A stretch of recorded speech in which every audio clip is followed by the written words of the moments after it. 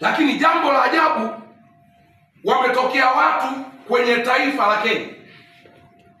Martha Karua mmoja anaitwa, na wanaharakati wenzake wawili ambao wamejificha kwenye kivuli cha wanaharakati watetezi wa haki za binadamu na wanasheria sijui, ambao sasa wanataka kuingilia mambo ya kisheria ya taifa ambalo haliwahusu. Na lengo la kwanza ni kuvunja haya mahusiano mazuri ambayo tuko nayo. Itakumbukwa Daktari Samia Suluhu Hassan ndiye rais na mwanamke wa kwanza Afrika Mashariki kulihutubia bunge la Kenya. Haya hayaji tu, ni mahusiano bora ambayo yamejengwa kwenye haya mataifa mawili. Lakini kitu cha ajabu, watu ambao wamejitokeza au akina Martha Karua, kwanza hata huko kwao hana historia nzuri. Martha Karua tunataka kumwambia, na wanatuma vijana wao wanatukana. Tanzania sio shamba la bibi. Yaani huwezi kutoka kwenu huko ukaja ukamkashifu rais wetu, ukamtukana, ukaibagaza nchi yetu, eti sisi tukakaa tu hivi tunakuangalia tu. Haiko hivyo. Leo Martha Karua anatoka kwao anakuja kwetu, unajua hakuna mtu anazuiwa kuja Tanzania kutoka taifa lolote lile. Hawa watu hawajakuja bahati mbaya, labda ninyi hamjui.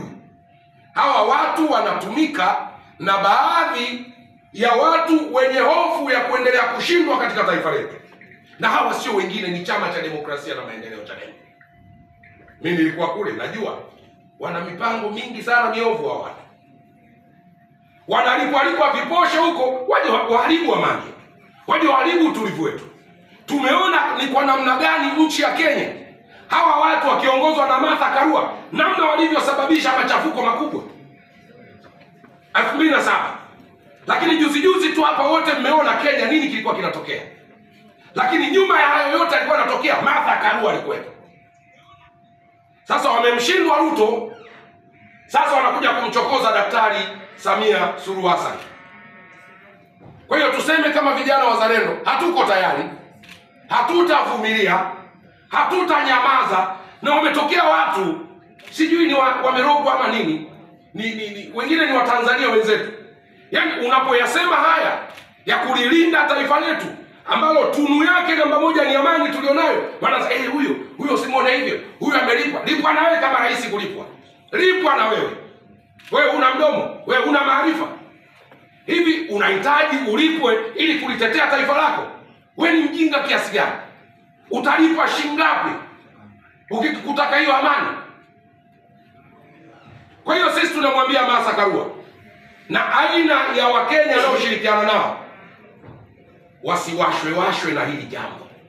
Hili ni taifa letu, lina miongozo yake, lina katiba yake, lina kawaida zake, lina kanuni na miongozo ya kila namna. Kama ni harakati, Tanzania kuna wanaharakati wengi. Kama ni wanasheria, Tanzania kutafuta wanasheria kutoka Kenya. Tafsiri yake ni kwamba hata hao wanasheria wa Tanzania hiki chama hakiwaamini.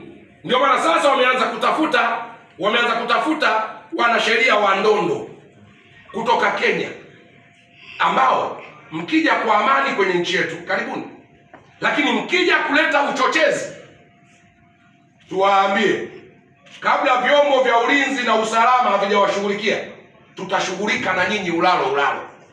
Kwa hiyo tukwambie Martha Karua, mshukuru Mungu, vyombo vyetu vya ulinzi na usalama ni watu wenye hekima na wanafuata taratibu, walikurudishia pale. Ukija kuleta uchokonozi siku nyingine, hatutakuacha. Tuyaseme haya kwa uwazi. Taifa lenu ni Kenya, tunawashukuru, nyinyi ni majirani zetu. Nyinyi mmeuana mara nyingi huko, mlishawahi kuona sisi tunakuja, tunatoa matamko. Mmeshindwa kupigania haki za binadamu kwenu, mnataka kuja kujaribu huku. Hii sio nchi ya kutestia, sio mahali pa kufanyia rihaso Tanzania. Karua sui Martha Karua nani wewe? Ulikuwa unaweza tu hapa kushughulikiwa na ndugu zako wa Kenya, habari zako wakazisahau ukiwa hapa. Huwezi kuja kwenye nchi yetu ukachochea sisi tuvurugane. Kama mnavurugana, vuruganeni kwenu, sio hapa. Na tumeona leo wanaowatumia hawa watu, wanatumiwa na hawa watu wa Chama cha Demokrasia na Maendeleo. Leo wametoka hadharani wanasema chama chetu kiko imara. Ungekuwa imara, watu wangekuona tu uko imara. Jambo ambalo Watanzania walijui, chama hiki mwenyekiti kimebaki na watu watatu, yaani niko mtu tatu ndani ya traki moja. Chama cha Demokrasia na Maendeleo hakiko imara, kiko maututi, kiko ICU kinapumulia gesi. Chama kimekuwa cha watu watatu, ni chama cha Heche, ni chama cha Lissu, ni chama cha Lema. Hata huyu mnayemuona Mnyika yuko njiani kuondoka, ni jambo la muda. Hata Boni hayumo, ni chama cha watu watatu tu, Lissu, Heche, Lema. Hawashauriki, ndio unaona chama chao kila mtu anaondoka. Na thanks God wanaondoka kwenye hicho chama ni watu makini kama wakina Benson Kigai, wakina Salum Mwalimu, watu waliojenga hicho chama. Kwa sababu chama kimebakia mikononi mwa watu watatu.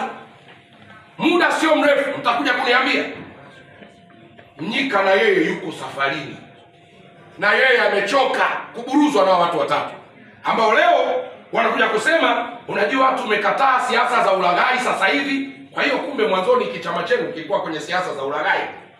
Mnataka kutuambia nini? Wao wameshindwa, sasa wanawatumia Wakenya.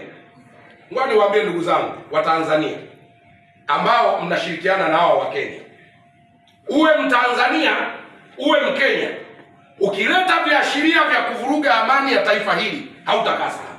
Naanza kuona uchokozi usio na sababu kutoka kwa baadhi ya watu, nitumie jina la watu wala sio viongozi, kutoka nchi jirani ya Kenya.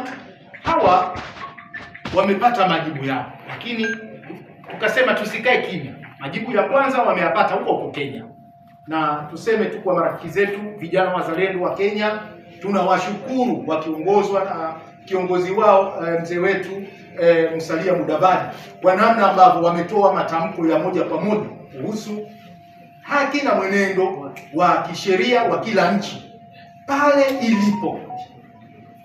Atakayeingilia mambo ya nchi nyingine atashughulikiwa na mamlaka za nchi husika kadiri inavyotakiwa.